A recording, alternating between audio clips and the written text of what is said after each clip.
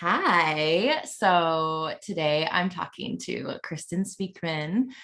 So I will let you introduce yourself. So tell everybody who you are and what you do. Yeah. Hi, everybody. My name is Kristin Speakman, like Shannon just said. I am a multi-business owner, which is still wild for me to even say, but I own a brick and mortar hair salon in just south of Seattle, Washington. And we've been in business 8 years. And I have about 23 employees that work for me, about 19 stylists in an 8-chair salon. So a lot of people and a good team. And I started coaching with the support of Shannon, started coaching salon owners myself last year, like officially. I think I launched my business, like legit got the LLC and everything last January, when maybe I was in your second mastermind at that time. I don't remember, but I was like, okay, I'm doing this. So I have a coaching consulting business for salon owners. I especially love salon owners that have small teams and want to grow. And, leadership development is often a big conversation with my clients. So that's kind of the overall. I mean, I live in Seattle. I'm a mom as well, and I have 2 little kids, almost 6 and almost 3. So my life's pretty busy. Very full. Yeah, it is very full. Good word. Yeah. And I mean, you're running a household and, a very successful salon and the coaching and consulting practice that's growing. So Yeah. People to understand too, like, to see like how the mastermind fits into busy schedules of moms, not just for, people who don't have kids or families and like can spend all of their time in their business or on their business. Like you're doing a lot of other shit. Yeah, absolutely. But I made it work. I mean, I made it work the first mastermind, and then I made it work the second mastermind. So it can be done. Yeah. So, it's been a while because we also work together one-on-one. So it's been a while since you were the mastermind, but tell me why you joined. Well, also just to like preface this too, like you and I go way back because we used to work in a salon together in Seattle in 2011, I think. I think 2009, 2010. Get out. Yeah. Okay. And how could I forget? And we were both apprentices working our way into stylists and then that. And so, and then you had hired me to do basically like a social media audit. Yeah. This was like, gosh, this was right when I was coming out of the shutdown, I think. Yeah, but we had talked before, didn't we talk before? Yeah. And I probably turned you down for coaching. You did many times. Yeah. I got the hot sweats and everything talking to you like, I want this, but I can't. How do I do this? Yeah. So I think I finally, you were starting to, you were at that time showing up really powerfully online, and I was very inspiring, following your journey. And I wanted a piece of that. I wanted a part of that. And I wanted big things to happen for me. And I had invested in coaching through a salon specific business consulting group, and just kept not getting good matches. So I think when you started, I think it was right when you started going back out on your own, if I remember. And then I reached out and just wanted to get more visibility for my business. I knew we were opening back up, and as a salon, opening back up after the pandemic was, oh man, our business survived. So, we made it through that and we're able to open back up. So that's not the same for a lot of people in my industry to be able to say it. I think it closed a lot of brick and mortar businesses, especially service-based. So I knew that I had an opportunity to add to my team. And this was like when Me Too was becoming, more of a conversation online, and I wanted to have a voice, but I didn't quite know what that looked like or how I could do it without offending people. And I think seeing how you showed up so unapologetically was very inspiring, I think. And I wanted that. So like getting visible, I knew we were going to do a Juneteenth fundraiser. And I was going to start talking. So I think is when I hired you, you helped me with like branding, cohesion with social media. I think you put a package together even for me. I don't think you even had anything. You were like, yeah, I made something up like on a call and was like, let's just like do this thing. Yeah. And I was like, yeah, let's do it. And it didn't matter the investment at the time because I wanted it so badly, you know. I didn't tell you that at the time though, of course. But yeah, I know. And then I think that was like the start of it, like getting more visible and sharing my values and seeing that like, it's okay if you offend some people. It just strengthens the relationships that you have with other people and people that agree with you. It's like even more powerful when you show up and share, especially as a business owner, you know, that has this reliant on, you know, feeding families of the people that work in the business, supporting their households, like knowing that maybe their clients could be offended. And I want to say I sent out a newsletter, you know, you might have even edited it at the time. It was I know what we were doing with Brandon and stuff. And I was scared to send it out. And I lost one client. I had one email that came back and said, you know, I can't believe that you're, you know, talking about Black Lives Matter. And like this is political. And I just thanked her for being my client for the last 5 years before that, and that I wished her the best, and that I'm sure that there's someone out there that can take care of her, that she feels comfortable going to. So, and I think I came to you with that, and you calmed my nerves on that too. Like I think it was a conversation like, it's okay, she saw her way out. And that was kind of just like the icebreaker, I want to say, to starting to show up and share more of my values as a business owner. And I think then that was the summer or spring, summer. And then it was fall that you had your summer. Yeah, it was around that time. Yeah, I rolled right into the mastermind and I think you had planted the seed about coaching. Why don't you coach? You know, you've grown this business and survived the pandemic. And I remember thinking, oh God, I can't do that. Like, looking for validity from someone else or another company, or, you know, who's going to train me to do that, and how am I going to do it? And you're like, hey bitch, I'm going to do it, you know? Right. Well, they were talking to you about doing it for the other company, or for like, you know, the product company. And I was like, why don't you just open your own business and just be a consultant on your own? And then you can control your money and the clients that you take and all of that. And you were like, no.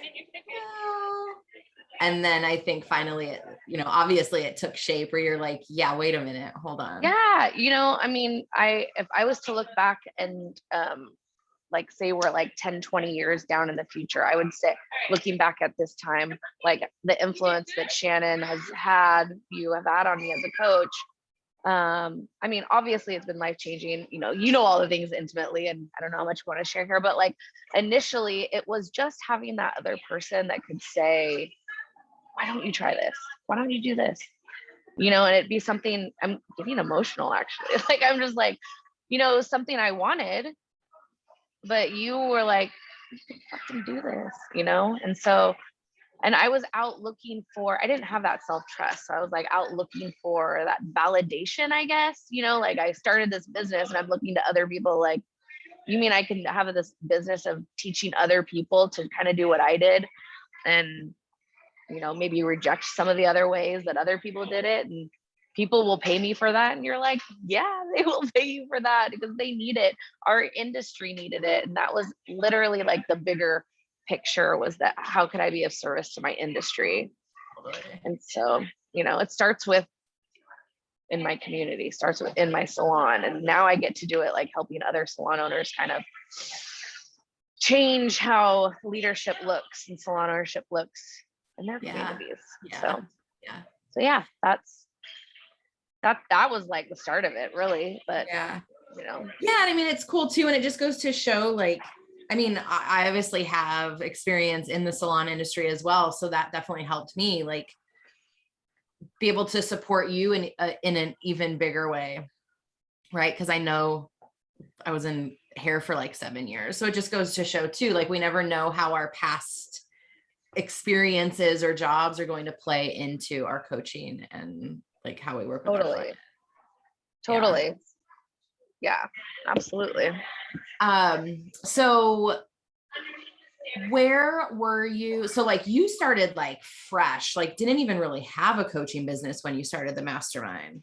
Not at all. Yeah. Which I think is really important to talk about too, because like one of the biggest things that I hear from people is like, oh, I don't feel like I'm far enough along, or I need to get hired first, or I need to like get clients first to kind of for the investment, but two, like they're worried that they're too fresh or too new and that they're not going to kind of match or gel with the other people. So I'm curious, like, what was your experience being really fucking green, like learning So the green. thing?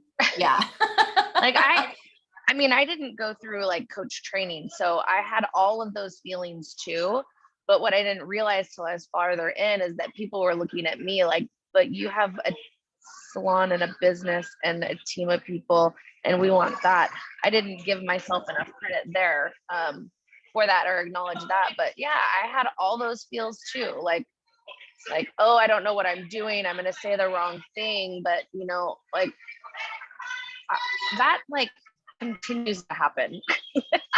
I still like have, you know, doubt, but I just have more tools in my toolbox to change it quicker, you know, like get over it really and be like, but am I fucking serving my people? Yeah, I'm serving my people and they're changing their businesses. So there, I'm doing it, you know, Right. you know, and even in my salon, you know, as a salon owner, a new salon owner, I looked at the big beauty brands like, maybe I need to be a salon educator there, or I need to like make sure my team is like 20 people before people think I'm a good salon owner. So it's like, it doesn't matter what your business is. Like a lot of people like feel that way. Most people in business feel that way. So when you're starting out, you just gotta take a step. Yeah, you just got to do it. Yeah. I know it's so easy to say because when I started the mastermind, I didn't even have my business license. Yeah. And I was like, oh yeah, this is cool. See, I'm going to do this. I'm going to do this thing. And listening to everybody else, like it was really inspiring to see how they were doing it and how they dropped, you know, the 9-to-5ers or careers that they were professionals in to go do this thing to help their people and serve in the way that they struck their passion and, you know, was lighting them up. So yeah. And you bring up a really good point too, which is like, oftentimes people are already in some sort of like leadership role or coaching role or like mentoring role in their current businesses or current lives, or they've done it in like other jobs and stuff. And so they're not starting fresh as a coach. It's not like, oh, none of that counts. Right. And so I remember us like really working on you recognizing and acknowledging like you already coaching, like based on what I knew from like what you were doing in your salon, like you're literally already coaching, you're already doing team development, you're already doing like curriculum creation. This is like all the stuff that you do as a coach, right? Create group programs. That's curriculum development. You're mentoring, you're coaching. So I remember when we first started, like a big part was you just like really stepping into that and owning that. Of like, absolutely. Okay, I'm a coach. This is what I'm doing. Like, now let's put these skills to work in your coaching and consulting business. Absolutely. Oh my gosh. And I don't know why it took so long for me to connect that like you're doing the thing, like you're already doing the thing. I don't know why we look for validation from somewhere else, like a bigger company or it's our conditioning. Yeah. I mean, it's just like, yeah. So that's, yeah. And what was the value, or like, what was your experience like watching the coaches who were, because I remember in the last round that you were in, like one of the coaches was selling out her program. She had like an 18K cash month, like so much further along, right? And So much. how did you process that? How did you kind of like handle that in the group? Oh, well, trying to ditch the compare game, and look at it as inspiration rather than comparison, I think is what it was for me. I mean, there was a lot of people, like every week we'd come back. It's like, oh, I got 2 more clients. I got this, and I'm like, so you posted and told people, you're a coach. What?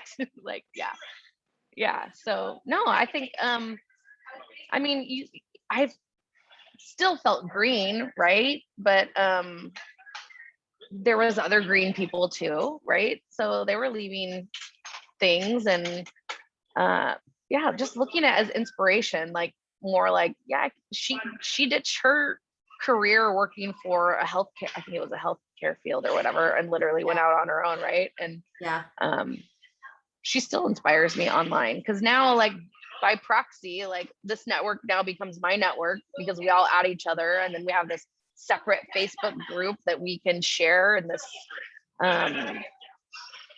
sisterhood. I don't know the right terminology for it, but like, there's other people that like get to hear what you're going through every week. So when you do have a milestone or book a call or something, like maybe your husband or your partner or your best friend are not going to understand like how big of a deal that is, but because you're coming back to the same group of people and saying, oh, I did this thing, they know, and then they celebrate you, and it's like you just get gassed up and like, totally, yeah.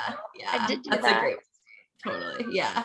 And so where are you now in your business? Like, what's the salon look like? Because we were working on like social media, and like we still have working one-on-one, like we still have a lot of conversations about team stuff and like salon stuff, but then we also have conversations about your coaching business. So how's your salon doing now? How's coaching business doing now? Like, where are all the things?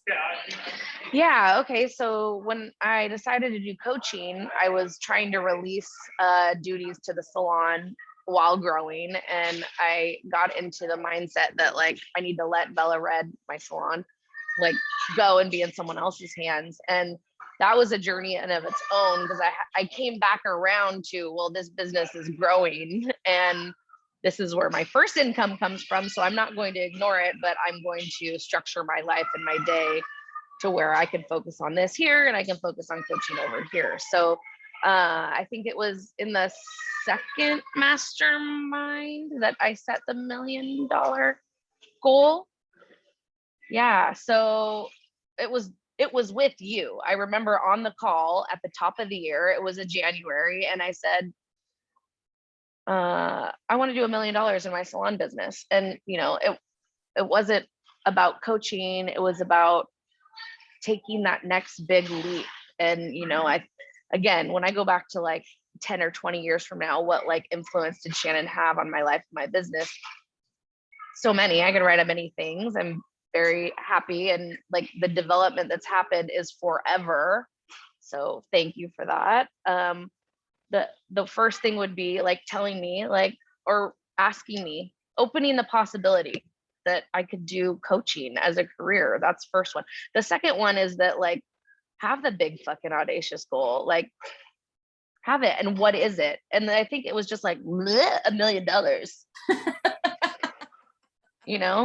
and for context, where'd that come from? yeah But it was like it was a pretty far away goal. Yeah, for context, we had done 625,000 the year before. So I was like, yeah, it was a big goal. And so I was like, all right, what's that breakdown of every month gonna actually look like? And we were still like 20 grand a month off. And I was like, we'll pick it up later. It's fine, So that would be the other thing I would say that was absolutely like transformational, because now it's, for whatever reason, people like numbers, right? So saying like, I own a 7-figure salon. My salon did, $1 million last year. So yeah, January, I set the goal. I think it was in a mastermind with you, and it was a big goal, and we did it by November that year. So we did it by November, and then did another 100 grand on top of it the next month. So yeah, the big goals can happen. Totally. So yeah. So my business now, I'd say, like, I think I did some pro bono clients, coaching clients, like officially or unofficially, I don't know what you call it, first for 3 months. And then I decided to open 5 spots up and charge, and I picked a number, and it was like 500 a month or something like that. And I instantly got hired, like with 3 people. And I was like, oh, this shit works. And I was like, oh my God, they're going to pay me money. Oh my God. Yeah. So, freak out. I know. Totally. Yeah. And, all the things that come up with that, so I think that's why I needed you. Like I decided I needed you for one-on-one. So for a while I did one-on-one and mastermind. Yeah. Which was great where I was at then. That was so great because I had so much support and I needed it at that time. And the other huge value from the mastermind was listening to you coach other people. I don't think people think of that when they consider a mastermind. They're like, oh, it's a group, I got to tell people my shit, blah, blah, blah. But there's all the supreme value of being seen and heard by others and celebrated by others, but also to be able to be in a room listening to a coach, a professional coach, a coach trainer, someone who like has been doing this a very long time, has 1,020,000 accreditations, and like a fish, like helped me. Like when I would have sessions or mastermind sessions where I think I would even just say, I'm just listening today. And I would have my notepad and I'd be writing your coaching questions down because I didn't go through official coach training. So I would say that's a language I've had to learn to speak, which I teach now to my leaders and managers in salon. So I want to say that I went to Shannon University, like being in your masterminds. Like, can we make that a thing? Totally. It is now. Reclaiming Wild University. Yeah. Because that, and then doing the back-to-back, I got to hear, the coaching. I think that was extremely valuable because a lot of it is similar questioning with XYZ problem that comes up over here in business, whether it's money or health or relationships or whatever. A lot of the coaching questions are similar. Totally. So the being coach, obviously extremely valuable, but hearing the questioning and the coaching, and then learning my own verbiage and language that will flow better for myself or for my clients. Yeah. So, and that's kind of now what I teach my managers is like to coach from and create reflective thinking when they're now the ones coaching the stylists in the salon, because I'm not in the salon anymore. Like literally at all. I still pop in because, I enjoy it. I love hair people. So I pop in. But I barely do hair. I think I have 5 clients left and most of them are family and one's my lawyer and I can't ditch my lawyer. So I have to do her hair still. So don't ditch your lawyer. What would you say to anyone who's like on the fence or they're like, oh, I don't feel like I'm like ready. I'm going to wait until next time. What would you say to them? I would say I did that for 2 years and I wonder now what I would have done or what I could have created if I had just done it before I was quote unquote ready, because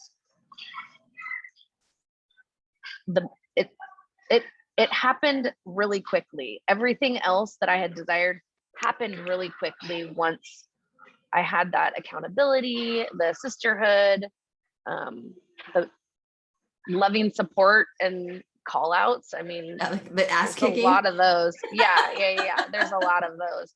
And oftentimes the same thing. Like I want to say our last one-on-ones, the last 2 times, we've been talking about the same thing. But that's just me. And I think actually that's a lot of people. We need to hear the same thing in different ways to finally be like, so you're saying I should journal. Yeah. So yeah, if you're on the fence, consider what you can gain from it all. Mhm. Yeah. And ready's a lie. If you wait Ready is until a you're ready, giant lie. Ready is a giant lie. I mean, think of all the other things in your life that you wanted to wait till you're ready. Like that needle will always move. Like totally apply it to whatever. So totally. yeah. Cool. All right. Well, thank you. Always a pleasure to talk to you, and thanks for gassing me up. Yes. Easy, super easy to do. So, I mean, I'm grateful for you. I'm grateful for you too. I mean, I have great friendships. One of the girls in one of the masterminds sent me a message yesterday, and she's like, she lives in Georgia. You know who I'm talking about, probably.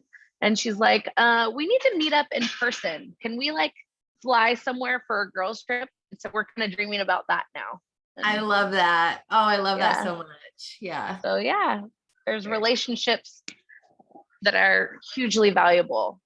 And to know and be seen by those people just because you decided to invest in yourself and do the hard things with support.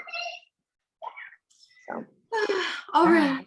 Well, thank you so much. Have a wonderful rest of your day. You're welcome so much. Thank you so much. You're welcome. All right. I'll talk to you soon. All right. Bye.